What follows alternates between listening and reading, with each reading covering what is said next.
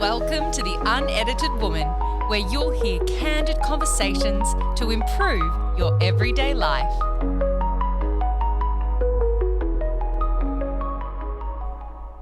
Hello everyone, and welcome back to another episode of The Unedited Woman.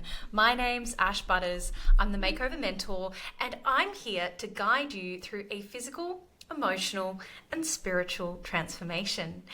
Welcome to another solo episode. So, funny story to kick things off. I was sitting on a Zoom call waiting for this masterclass to get started. Not one of mine. I was attending another person's masterclass because I'm always attending masterclasses and learning and trying to educate myself even further. Anyway, so I'm sitting on this masterclass and time's ticking by and I'm thinking this is really strange that the person hasn't come on the call yet. Anyway, we had daylight savings a few days ago and I've realised that this person is based in Queensland and so they are now an hour behind Melbourne. Anyway, so I thought to myself, well, now that I've got an hour to kill, why don't I jump on and record this solo episode for you guys, because I've been wanting to do this episode for a while. Today's episode is all about my own personal transformation story. I realized upon reflection that many of you may not have actually heard my story before. You may not have listened to my previous podcast. You may not be in the sober community, and therefore you may not have heard my transformation story. And I heard a beautiful quote recently when I was listening to another podcast by a gentleman who is called Ed Milet. And he says this beautiful quote, which was, "You are most qualified to help the person you used to be." And oh my goodness, that just hit me straight between the eyes. You are most qualified to help the person who you used to be. And so I really wanted to share my story today so that if you are listening along, you can perhaps identify and hear how I transformed my own life. This will hopefully allow you to see that it's possible, because if I can do this, you can too. And along the way, it will hopefully give you some ideas and some actions that you can start to implement into your own life. That is my wish for today's episode. So buckle up and let's get into it. So I think it's always really important when talking about anybody's story to start at the beginning, because so much of our personality, our coping mechanisms, the way we move through life are a result of the experiences that we have in childhood. So I was born into a family with a mum and dad who were still together at the time. And I had an older brother. He was 3.5 years older than me. And I would describe it as a loving family, but also quite a dysfunctional family. Both of my parents really liked to drink, and they would have alcohol around the house a lot. And it wouldn't necessarily just be when they were drinking together. There would often be people coming over and parties at the house and so on and so forth. And so I was around alcohol from a really young age. And what I saw was that alcohol was something that adults consumed to have fun, but that it also caused adults to do silly things. That's really my understanding of it as a child. But I had the kind of personality where I was really drawn to things that were not good for me. Like from the beginning, I always liked to push the envelope, and I had this little naughty streak, this little naughty flair. But it's funny because as much as I had that rebellious tendency, I also had a deep desire for approval and love. And so I would make sure that I was a good girl the majority of the time. And when I was doing these naughty things, they were always in secret. So as a really young girl, that might have been taking lollies out of the pantry when I wasn't meant to, really little things. And then as I got older, those rebellious tendencies started to play out on a much bigger scale, and we'll get to that soon enough. But what I remember from my childhood was mum and dad arguing a lot, particularly when they drank. There was never any physical violence that I was witness to, but there was a lot of yelling, a lot of tension. I often describe it like you could cut the tension with a knife inside my household a lot of the time.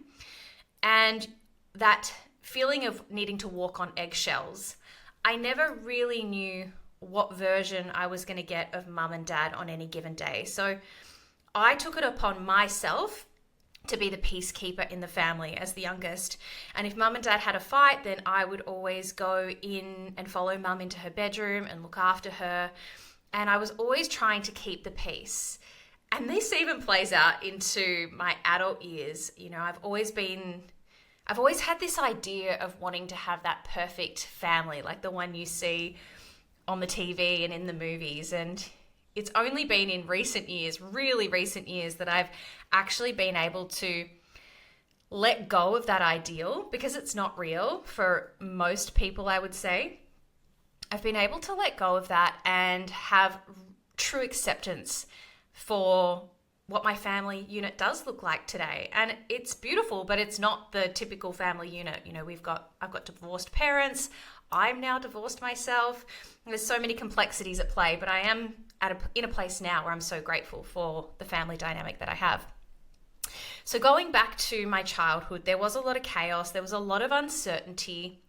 And from a really young age, I became quite good at shape-shifting. I was a bit of a chameleon.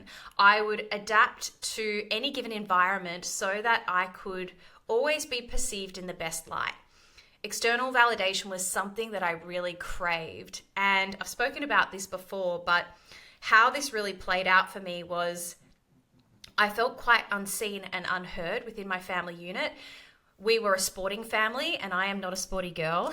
And so I really didn't feel like I fitted in.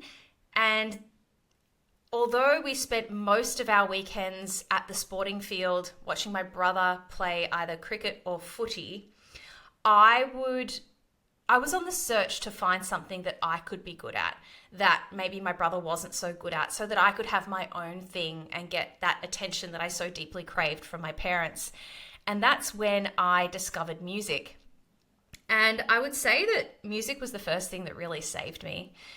I loved to sing, I loved to play instruments, and I did it at quite a high level because, of course, what I was seeking underneath all of that was that attention from my parents and that validation.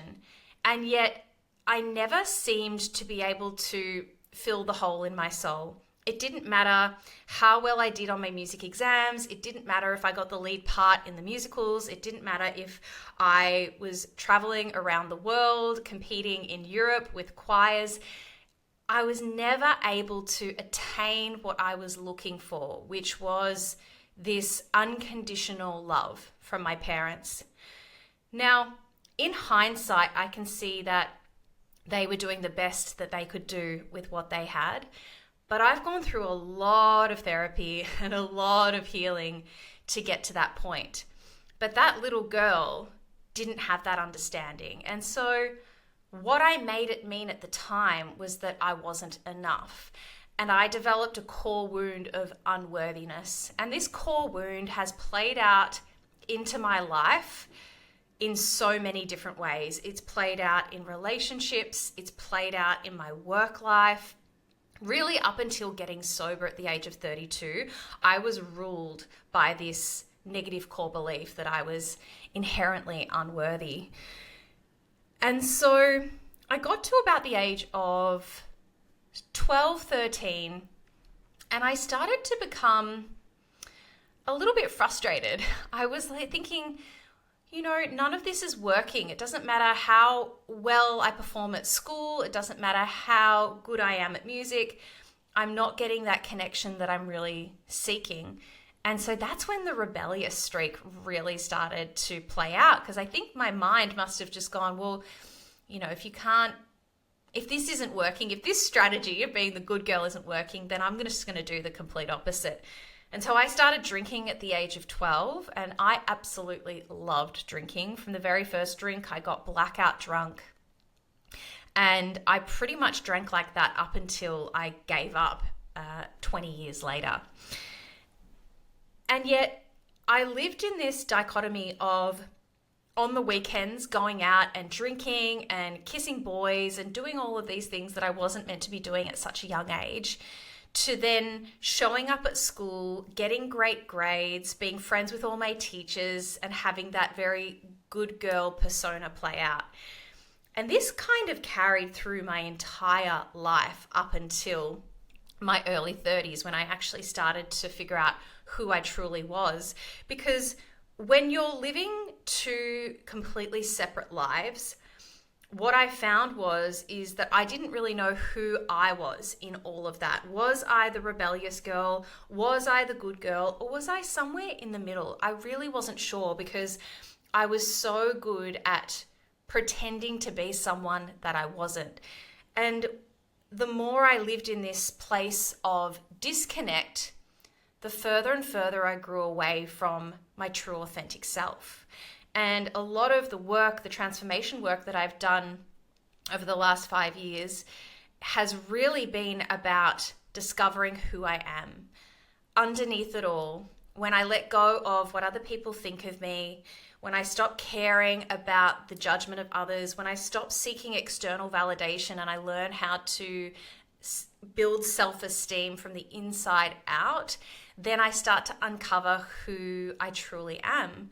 And this is, I believe, where the inner work really sits. And if we can cultivate a connection with ourselves, then we can live in a place of contentment and harmony. Because for me, it was trying to mold into the person that I thought I needed to be that really created that self-hatred, because I wasn't being true to myself. So I continue to drink and party and continue to get good grades. And when I finished high school, I actually moved out of home. 2005 was a really chaotic year for me. My parents had separated for the second time in the space of about 18 months. There was a lot of chaos in the home. I had started dating someone who was a few years older than me. And so at the age of 17, I moved out of home. And this is when my drinking and drug taking really started to escalate, because I could get away with it. I wasn't living under my parents' roofs. And I got myself into a lot of trouble in a really short amount of time. In fact, I was drinking and partying so much at this time that I actually ended up deferring my university degree because I just wanted to party. And I remember convincing my parents at the time to let me do that, because I went to beauty school instead, because they said, you can't not do anything for a year. And I said, okay, I'll go and get my diploma, my beauty therapy diploma. And so that's what I did. But at the same time, I was just going crazy. And this relationship that I was in started to become more and more unhealthy. And it got to the point where I had to get out. Soon after that, though, I actually met a guy who was a really good influence on me. And this was really interesting upon reflection, because I think that he was able to offer me so many of the things that I had been craving. And when that cup was filled, I actually didn't need to drink and do drugs to the level that I had been doing them for so long. And I ended up staying in this relationship for about 4-ish years. And in that time, I went back to university, I got my degree, I traveled Europe with him for 10 months, and I really started to grow and expand and live this big, beautiful life. But what was really interesting was that I started to get what I now understand as restless, irritable, and discontent. And this is a phrase that I learned once I got into recovery. And it's something that people who identify as being alcoholics will tell you they really resonate with. It's this baseline of just not being comfortable in your skin. And what happened as a result of that was I totally blew up my life. I caused a lot of harm at that time, and I ended up having to leave Melbourne and go up to Sydney because I had my tail between my legs. I was so ashamed of my behavior, and I had no one to blame but myself. And so going up to Sydney was actually where things really started to escalate, because no longer was anyone around who knew me who could keep tabs on me. And in a short space of time, my drinking and my drug taking had gone back up to the level it was when I was in my early 20s and then exceeded far past that. But there were also some really good things that were happening in my life at the time. I ended up meeting someone about 10 months after I got to Sydney, because I was single pretty much for the first year that I was there. And then towards the end of that first year, I ended up meeting someone who I would later marry. And there was some really beautiful times during that period of my life, but there was also still a lot of chaos and a lot of carnage. But it was 2018 when things really started to get out of control. 2 weeks before my wedding day, my brother-in-law actually took his own life. And this was really just a sliding doors moment. I still vividly remember the moment that I took that phone call and we found out what had happened. I was with my fiance at the time. And there was something that snapped in my brain. And basically what I had decided in that moment was that life was simply too hard. I'd been taking hit after hit after hit, a lot of which had been a result of my own behavior and my drinking and the chaos that ensued as a result of that. But this was just the straw that broke the camel's back, and I didn't know how I was ever going to be able to continue doing my life. In fact, I knew deep down that my life was never going to be the same. And from that day, I went from being a party drinker to an everyday drinker. And it wasn't a conscious choice. We found out about Dan, and then we had 7 days in between finding out and the funeral. And so we were drinking every day. Everyone was, when you lose someone who's really close to you, if you have family, they will rally around you, and that's a really beautiful thing. But at the same time, I didn't know how to cope with grief through any other way than drinking. And so I spent most of that week just drowning my sorrows. And then the following week was the lead up to my wedding. So again, I wasn't going back to work. I wasn't going back into any sort of routine. And so I just kept drinking. And then we got married and we went on our honeymoon. And again, still no routine and just the excuse to be able to drink a lot. And so we came back from our honeymoon and I had just formed a daily habit. And this insidiously grew. My tolerance was building and building, so I was needing more alcohol to get the same effect. And it was really starting to take an impact on my self-esteem. I was putting on weight. I was very unhealthy, and that natural sparkle that I once had was just totally dimmed. And yet I continued doing this for 2 years. In fact, it wasn't until the beginning of 2020 when I finally hit my rock bottom moment. I had gone to America with my husband at the beginning of 2020. We'd gone on a ski trip. And it was so toxic. We were just fighting the whole time. We were both in a really bad place with our own addictions. And I remember thinking to myself, well, actually, I was blaming him a lot. I was blaming him for how I was feeling, for the amount that I was drinking, for the fact that I couldn't stop. We were in a very codependent, unhealthy relationship where we were almost just fueling each other's addictions because we couldn't call each other out on the behavior, because if one of us were to say, well, you have to stop, then the other would stop. We were enabling one another. And I remember when he decided to go to India because he wanted to find himself, I remember thinking, this is great, because once you leave, then I'll show you, I'll get my life back on track, because all of this is really your fault. And of course, the complete opposite happened. He left to go to India and my brain went, okay, great. Now we can really hit it hard. Now we can party the way we want to party and not have to deal with the consequences. And I remember going out on that first Friday night, and this was the last time that I ever had a big night. I went out thinking that I was going to have just a couple of drinks because that's always how it started. I never really had the intention to actually get written off. I always just thought I just want to let my hair down, take the edge off. But it was, the way that I drank alcohol, that was never the case. And so I went out on this Friday night, and I didn't end up getting home until Saturday morning. And I was staying with my mum in Melbourne at the time. And I remember walking through her front door, and that was the moment that I just fell to pieces. The look on her face, the sheer desperation and the pain behind her eyes when she saw me was enough for me to realize that I had to stop, that if I didn't stop, I was going to die. And I could not continue being stuck on this hamster wheel, doing the same thing day in, day out, and blaming everybody else for what had happened to me in my life. I had to take ownership if I wanted to save myself. And so that's exactly what I did in that moment. I put my hands up. I said, I need help. And within 7 days, I had checked myself into a treatment centre up on the northern beaches of Sydney. And I really describe this as the turning point in my life. That was the 24th of February, 2020. And I haven't had a drink or a drug since that day. So it's a little over 4.5 years.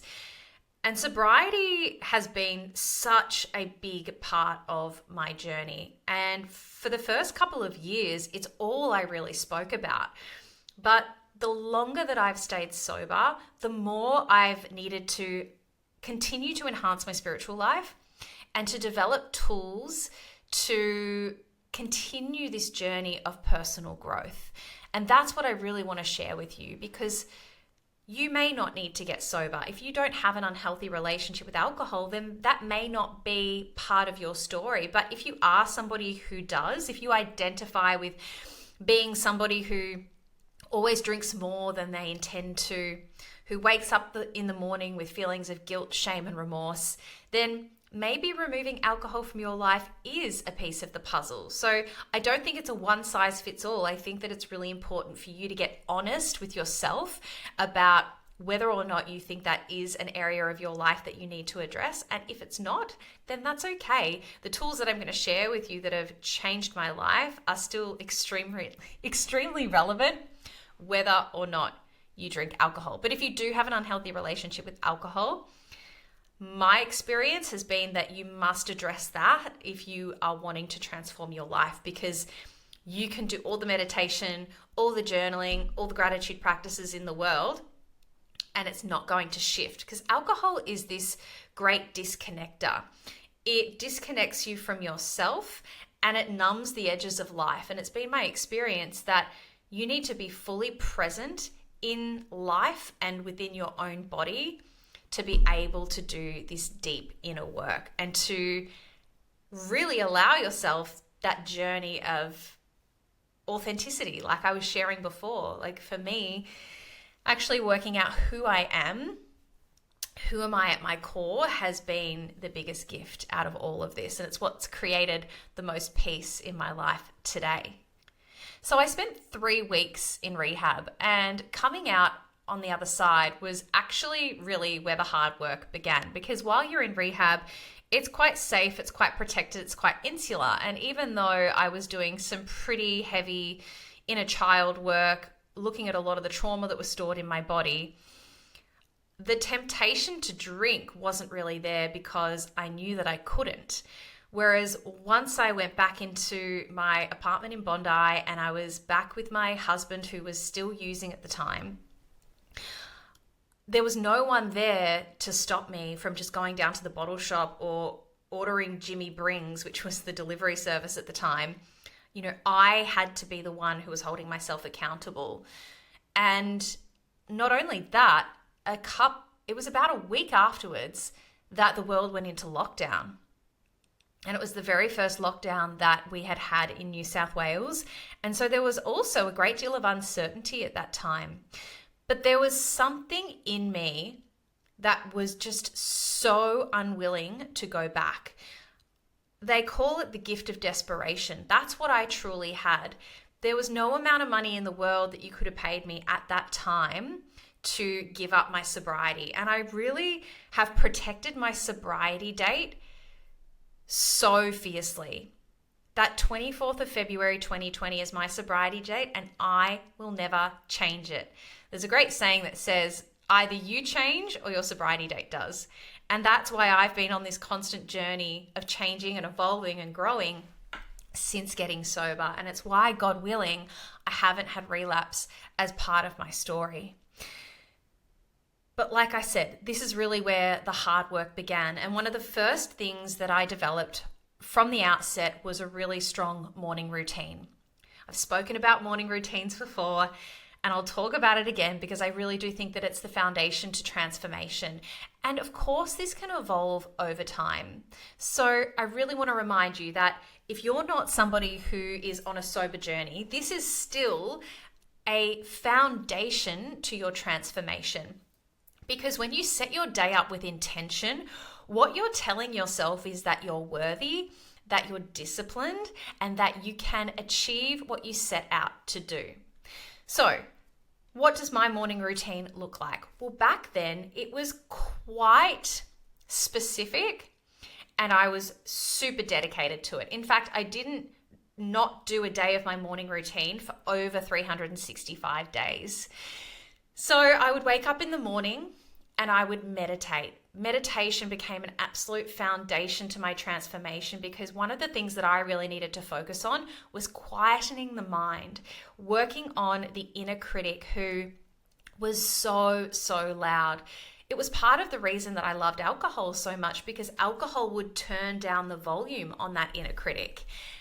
And yet, when I removed alcohol, I had to find other ways to be able to do that because I could no longer use alcohol as the solution to that noisy head. Meditation has been such a powerful practice that has helped me over time to be able to still my mind so that I can find space, so that I can be present in the moment, so that I can actually hear those voices, hear that inner critic, that story, and question it. I call it questioning the conditioned thought. Some people will say you're not responsible for your first thought, but you are responsible for your second. And what meditation allows you to do is practice the pause, to find that little moment in between the first thought and the second where you can ask yourself, is this actually true? And in doing so, you can start to rewire those negative thoughts and reframe them with a more positive outlook. So meditation, absolutely. I'm a big advocate of guided meditations. If you've never tried meditation before, start with a guided because it's a really gentle way of leaning into the practice. I've actually got some free guided meditations on my website that you can go check out, ashbutters.com. Go download those, they're free, and you can start just very simple 5-minute intro meditation just to start to practice.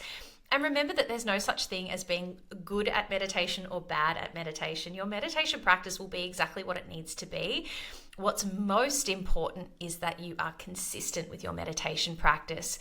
It's just like going to the gym. If you go to the gym regularly, you will start to build your muscles in your physical body. So you'll start to get stronger biceps, for instance. It's exactly the same with meditation, except you're building the muscle of the mind. So the more consistently you can meditate, the stronger your mental resilience becomes and the more natural it will be for you to find space to sit in that pause, which is such a beautiful place to live life from. Once I meditate, I pray. Now, I did not grow up in a religious household. I went to an Anglican girls' school, and because I was in the choir, I did spend time in church, but I wouldn't say that I had any sort of religious ties or any sort of spiritual practice before getting sober. And prayer was a really powerful part of my transformation because what it allowed me to do was start to develop a relationship with something that was greater than me. This has continued to evolve over time. I call it God because that works for me. But when I say God, what I'm talking about is this energy that is all around me. It's the universe, it's spirit, it's this aliveness that I can tap into today because I have a daily practice of tuning in. And this has helped me so much along my transformation journey. It's allowed me to let go of control. It's allowed me to surrender. It's allowed me to manifest beyond my wildest dreams because I'm constantly tapping into this source that is greater than me. I used to live life from this place of a deep need to control because I didn't feel safe. And so I thought that if I could just control every single area of my life, then everything would be okay. But of course, that wasn't working out so well for me, was it? Clearly not. I ended up in rehab. And so developing a connection with my higher power, with God, has really allowed me the space to step into the flow of life, to be far less controlling and a lot more connected to what I'm actually meant to be doing in this life. This is the reason that my life has transformed so deeply. It was just 4.5 years ago that I was living in a completely different city. I was working a completely different job. I was married to somebody in a very unhealthy relationship. All of these things have changed over the last 4.5 years because I started to get into the lane I was born to live in. Rather than trying to be this person or be that person based off a need for external validation, I actually just started living in alignment with my values, and I started living the life that I was born to live. So praying is what helps me foster that relationship. And you can use set prayers if you don't know what to pray about. There's some beautiful set prayers out there. The prayer of St. Francis is one of my favorites. But then there's also this thing that I call freestyling with God, which is really beautiful, where you can just talk to your higher power. You can just talk to your angels, your spirit guides, and allow them to guide you. Ask them questions, close your eyes, feel into the response. This is all about how we can learn to live more intuitively, which is something that I teach my clients to do. It's such a powerful way to be, and I think it's a key foundation to anybody's transformation journey. So once I've meditated and I've prayed, then I always write what I'm grateful for. And a gratitude practice is a super pivotal part of my morning, because it reminds me to shift gears to the mindset of positivity. It can be really easy to see life half empty, the glass half empty. Especially if you're facing a really difficult time in your life. Like right before I got sober, the 12 months leading up to that, I was pretty negative. Life wasn't going so well for me. And like I said, I was blaming everything and everyone around me. And yet, because I have this beautiful gratitude practice today, my natural tendency is to see the glass half full. It's to see the opportunities in life. It's to be deeply grateful for the simple things and also the things that aren't so simple in my life. It allows me to show up as the best version of me. And like I was talking about before, when you reframe those thoughts, if you have a daily gratitude practice, then you're reframing those thoughts unconsciously into a more positive bias, and you're starting to create a life that you deeply love. Gratitude you can either do written down or you can say it out loud, but I personally really like to write mine down, and I actually share it with a group of sober women.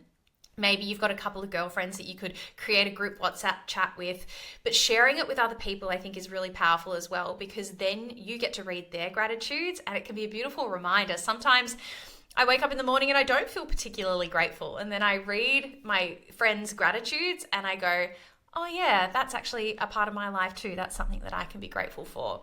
So keeping that as part of your routine, gratitude practice. And then back when I was first getting sober, we were in lockdown, I had a lot more space and time. I would then journal. Journaling could look like an affirmation practice. I could just be writing out the thoughts that were ruminating in my head.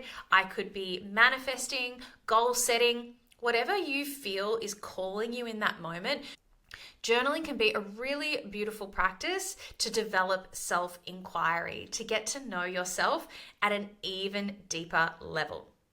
Now, in saying all of that, is that what my morning routine looks like today?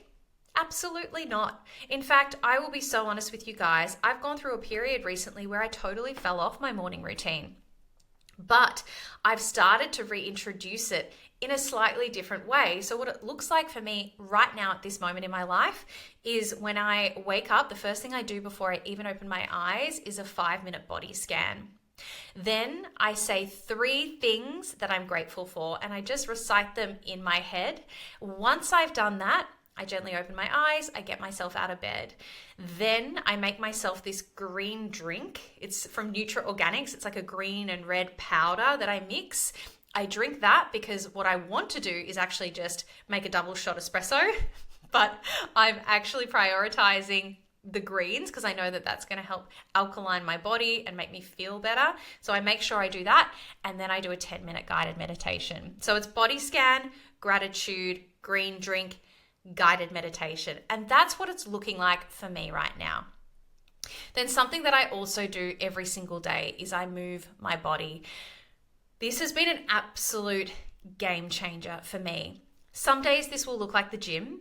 Some days this will be my yoga practice. And then other days it's simply just walking my dog around the park. It's a 30-minute walk. But the difference that moving my body has on my mindset is so profound, and it's a complete non-negotiable, and it's really helped me in my transformation journey. The great thing about moving your body, starting to eat better, because that's what happens when you're physically fit, when you're moving your body, then you start to make better decisions around food. And when you're starting to make better decisions around food, guess what happens? Your physical appearance starts to change. You might lose a couple of kilos, your skin might clear up, and then you start to build that confidence. Your self-esteem starts to strengthen. Because for me, I'm telling you right now, when I first got sober and I started my transformation journey, I had very little self-esteem. But this has all started to develop and strengthen over time as a result of showing up for myself with these really small practices. Because this is what we're doing, right? We're just showing up in a teeny tiny way every single day, and things start to change over time. And now I mentioned before that there's been a lot of areas of my life that have completely transformed. So not only have I transformed physically over the last 4.5 years, I lost 15 kilos in my first year of sobriety. I've also transformed professionally. So when I got sober, I was at the point of complete burnout in my career. In 2019, I caught it was close to 100 flights that year. And I was burning the candle at both ends. And it wasn't until I was about 12 months into my transformation journey, it was almost like I had started to create the space for my true essence to shine through. And once I started doing that, my intuition started communicating back to me, telling me that the work that I was doing was no longer fulfilling me. And that came as quite a shock when I first realized that, because I was working in a job that had been a dream of mine. I remember being a little girl driving past the L'Oreal office on St Kilda Road and thinking one day I'm going to work there. And that was the job that I had. And yet there was this voice telling me that this wasn't where I was meant to be anymore. And I knew that I couldn't just quit my job because I needed to be able to pay my mortgage at the time. But there was this little voice that was telling me to start exploring yoga. And so I made the decision to go and do my yoga teacher training, which was a 200-hour course over the space of 5 months. And it worked really well because I was able to keep working, but also do this training part-time. And I never had any intention of doing this 200-hour teacher training and becoming a teacher. I kind of just thought, you know what, this will be a great way for me to enhance and develop my own practice. Well, as many of you know now, I am a yoga teacher, and it is such a beautiful part of my life. I pinch myself every week that I get to share the gift of yoga and that I get to teach people this practice, because for those of you who are familiar with yoga, it is so much more than just the physical shapes and the poses that we create. It's a way of life. It's a way of being, and the principles, the yamas and niyamas, the way that the yogis move through life has just so deeply resonated with me, and it's how I aim to live my life and show up for my life every single day now. And you know, if I hadn't listened to that little inner voice, that little niggle that was saying to me, there's something bigger out there for you, then I would still be in a job that wasn't fulfilling me. Yes, I might have been earning good money. Yes, on the outside looking in, it was an impressive title, but it wasn't lighting me up anymore. And I had to listen to that, to honor that if I wanted to live in alignment with my values and to live a life of deep fulfillment. Okay, so now I want to talk about transformation and how that shows up in my personal life in relation to relationships. You guys know that I recently got engaged and that I am in a beautiful, healthy, loving relationship now. But that has not been the case for most of my life. I'm not blaming my parents for this, but the fact is I was not modeled a healthy relationship growing up. And so as a result of that, I would fall into relationships that were really dysfunctional, really codependent, with a lot of enabling tendencies, except for that one healthy relationship I had in my early 20s, which, like I said, I went and blew up anyway because I didn't have the tools at the time there was just so much healing that had to be done. It was like right person, wrong time kind of thing. And I want to be really honest with you. This is not something that I figured out in the first couple of years of my sobriety. I remember in 2021 when I was grappling with the decision around leaving my marriage, because this was a really painful decision. I cared so deeply for my husband, but he was still in and out of his addiction. I knew deep down that it was a risk to my sobriety to stay in that relationship, but also that I was continuing to enable him by staying in the relationship. And so I had to make that decision at the time, which was terrifying because I thought to myself, what if I lose the chance to become a mother? What if I don't meet someone after this separation? What if I'm alone? All of those were really real thoughts. But when I got quiet, when I tuned in, when I listened to my intuition, my gut, the answer was actually really, really clear that I had to make that decision to leave that relationship. And it's been in hindsight that I can see that was absolutely, without a doubt, the right decision for me. But I want to be really clear that it was not an easy decision. And for anybody that's grappling with this at the moment, if you are in a relationship that no longer serves you, that could even perhaps be harmful to you, whether that's mentally, physically, emotionally, spiritually, to actually face the fear and to look at the reasons why you're staying and to look at the reasons why perhaps you're leaving. And so making that decision was leaning into fear. It was one of the first times that I really had to look at the fears that were coming up for me and truly trust that I was going to be looked after, that the universe had a far greater plan than I could possibly have imagined, and that I just had to take the simple action and continue showing up. And what that looked like for me was continuing to stay sober, continuing this journey of self-inquiry and self-discovery, and that everything would be okay. Sorry guys, I've just got to pick Frank up. He keeps like pawing at the chair. Say hi, if you can see the video. There he is. Hi buddy. Okay, you want to sit there? Is that all right? Okay. I really want to emphasize the fact that at the time that I made the decision to leave my marriage, I really wanted to be a mother. In fact, my ex and I had been trying for a baby for about 18 months. We did fall pregnant at one stage and I lost it quite early on. And that was kind of just how I thought my life was going to play out. That's the trajectory that I thought I was on to become a mother. And so giving that up to save myself was incredibly difficult. But it's when we can be true to ourselves and really clear on what the right thing to do is, and let go of the expectations, society's expectations, the expectations of friends and family, that, like I said, the universe will open up and put you on the path that you were meant to be on all along. And this is what has happened to me. The relationship I'm in now, we don't know if we want to have children. It's not something that we're going to be doing anytime soon. And all of a sudden, I went from thinking that my path was to get married and to have babies to all of a sudden thinking, well, what could my life look like if we don't do that? And that's really exciting as well, because all of a sudden I'm living a life that is being heart-led rather than head-led. And I'm doing what feels right rather than what I think I should be doing. And as a result of that, I'm starting to live a life that is just so full of amazing opportunities, things that I never even thought would ever be possible. They're all starting to unfold because I'm getting out of my own way.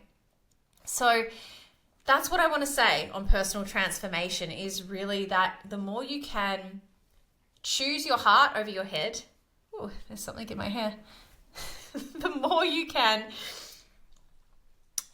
really tune in to the universe and your guides and let go of the shoulds, then things will start to open up for you in a beautiful way. Maybe the person who you're meant to be with is just around the corner, but you've got to stop doing the same things on repeat to open up space for that person. Okay, let's talk about emotional transformation, because this is big as well.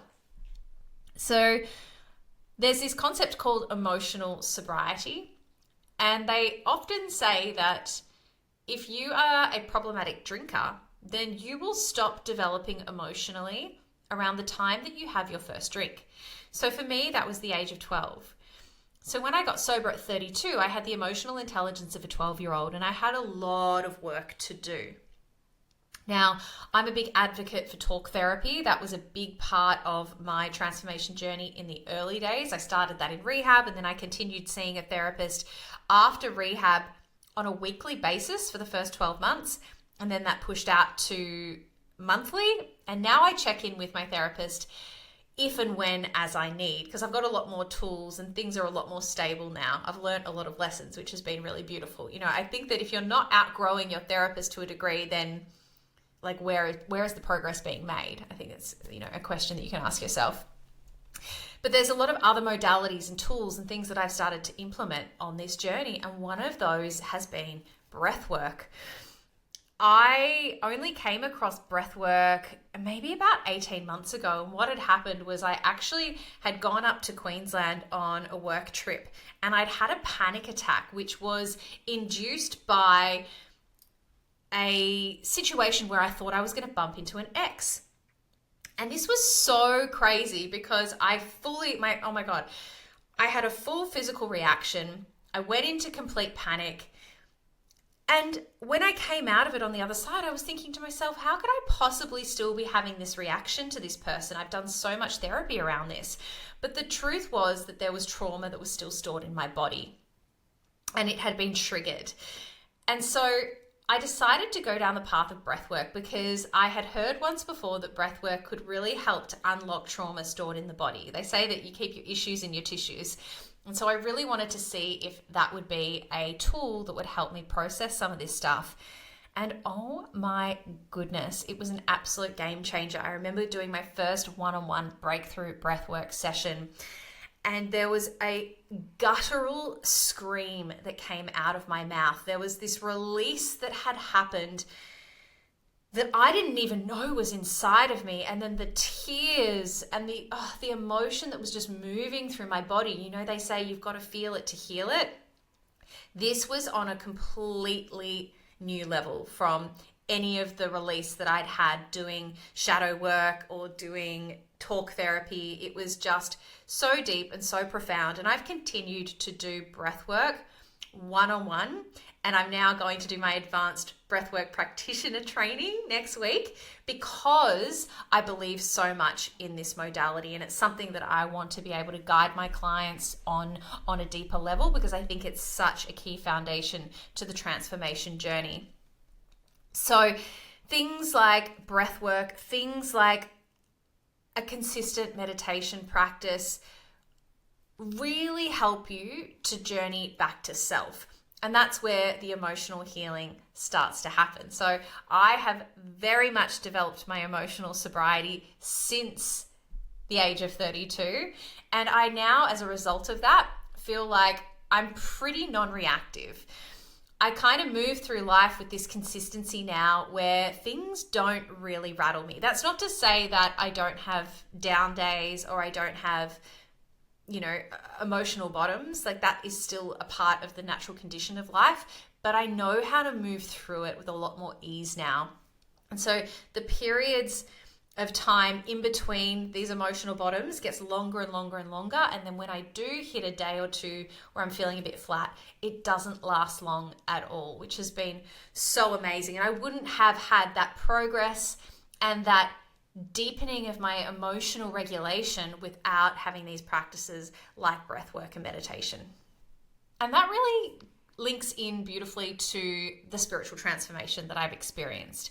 This definitely started with doing my yoga teacher training, the prayer practice that I started to develop consistently on a daily basis. But it's almost been this beautiful combination of the breath work, the meditation, the journaling, the gratitude, all of these practices that has really helped solidify this connection that I have to something greater than me. And even if it's just getting on my yoga mat for an hour and spending that time connecting back to self, even if it's a moment of stillness that I have when I'm in the shower and I'm just practicing mindfulness, it can look so different for everyone. It's not a one-size-fits-all approach when we're looking at how to deepen your spiritual life. But you have to be willing to open the door. What I often say to clients is you have to be willing to put yourself first. And I often explain to clients that if you don't have the capacity to carve out 10 minutes in the morning for you to do your morning routine, to wake up 10 minutes earlier than the rest of the house, if you aren't willing to put yourself first in that regard, then the transformation journey is going to be long and slow and painful. Yet if you can start to put yourself first and show up for yourself first, transformation will start to happen at a much faster rate. It's almost like the universe will see the actions that you're taking and go, okay, she's ready. Let's start to make way. That's certainly been my experience. And showing up for yourself gets easier over time. If you're somebody who has been putting everyone else before yourself for a long period of time, then actually putting yourself first, prioritizing yourself, is going to feel really uncomfortable. But the more you do it, the easier it becomes. I sent out a newsletter to my community recently, and I was sharing how, because I'm running a retreat in March next year, and I was saying how I actually hadn't been on a retreat myself until this year. Like, I ran a retreat before I ever attended one myself. And yet once I actually went on retreat myself, oh my goodness, the transformation that occurred, that deep sense of self-love, of actually saying to myself, you are worthy of taking the time for yourself, you're worthy of spending the money on yourself. That was such a powerful message that I received when I made the decision to carve out that time. That was a 5-day retreat that I went on in Bali, but maybe for you, it's a weekend retreat. You know, taking the time where you can so that you can really foster and nurture and nourish yourself. Until you are willing to do that, transformation will not happen. And you know what? I do not get this perfect all the time. I am fumbling through a lot of this myself. I have good days, I have bad days, but the thing that I do is I continue to try. I continue to show up for myself, and I really do lean into consistency. Once you start developing these practices and you're consistent with them, they become a part of the fabric of your life. You don't have resistance around them anymore because it's just part of what you do. But just like going to the gym, if you stop going, then it can feel really hard to get back into it. So if there's one thing that I want you to take away from today, it's to give yourself the gift of consistency, to choose yourself. You know, I was asked recently, like, what is your mission, Ash? And my mission is to empower you guys to choose self-care as a form of self-respect, to actually say, I'm going to rescue the rescuer. I'm going to put myself first. That's actually step 1 in the Reclaim Her method, which is the method that I've developed, which really encapsulates the transformation that I've gone through over the last 4.5, 5 years. In fact, you know what? I'm going to record a whole episode on the Reclaim Her method because it is so powerful what I take my clients through to help them achieve their own life transformations. But as we come towards the end of this episode today, I just want you to know that you are worthy and that you can create anything you want in this life. If I could go from a place of complete despair, burnout, so stressed, so overwhelmed, constant anxiety, panic attacks, that's what my life looked like at the beginning of 2020, to where I am now, 4.5 years later, in the healthiest relationship that I didn't even know was possible. I am my own boss. I've created my dream life. I have the most amazing clients that I get to work with. I get to travel. Like, I didn't even realize how important travel was in my life until I started to transform my life, to create the space to see what was really dropping in. And I've now realized that I'm creating a life where I get to travel every 3 months because it's something that really lights me up from the inside out. Travel, friends, family, all of the things that are really important to me. That's how I've created this deep fulfillment in my life, and you can too. I hope that this episode has been helpful in some way. Please feel free to reach out, hit me up on the DMs if you want to chat more. I would love that. And one last thing before I go, if you could please go and hit the follow button, leave a 5-star review for the podcast. I would be forever grateful. And if you want to share this with someone who you think would benefit from the episode, then please do so. All right, guys, I will see you here same time next week. Have a beautiful day.